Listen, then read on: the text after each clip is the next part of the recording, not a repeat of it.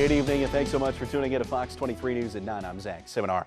The Southern Miss season opener is in the bag, and one area of contention could be in the Golden Eagle backfield. USM had 6 players carry the ball on Saturday with an average of just 3.1 yards per carry. Coach Hobson spoke about his plan moving forward in the backfield.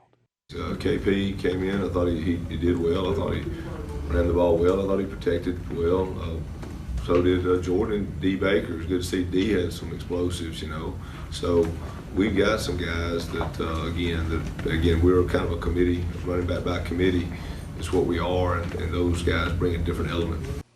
Oh, the difference a year makes. Last September, Mississippi State slapped Louisiana by 46. But on Saturday, a much improved Ragin' Cajun team showed it had what it took to hang with the SEC. Despite their close win, there were still plenty of positives to take from the Dogs' season opener on both sides of the football.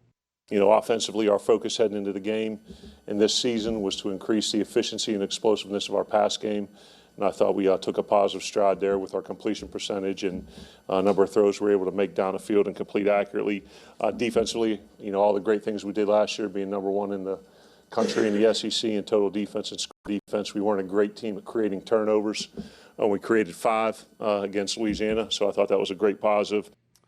As for the Ole Miss Rebels, they're looking to pick up the pieces after their poor showing in their season-opening loss at Memphis. Rebels offense struggled moving the ball, let alone scoring points, but there's optimism that things can turn for the better beginning this Saturday against Arkansas.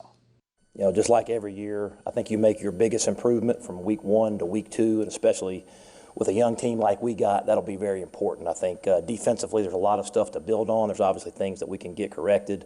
Offensively, obviously not what we expected. I think we got the right pieces in place. We got some young guys, and we're going to get them better. And we'll coach them better. I think obviously there were some mistakes made, but we can put them in a little bit better position too.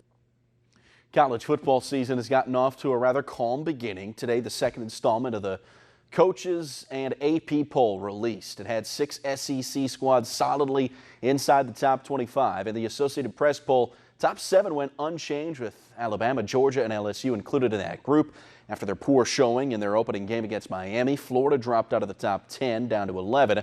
Auburn, they were the biggest mover, jumping up 5 spots to 10 after their impressive come-from-behind win over Oregon.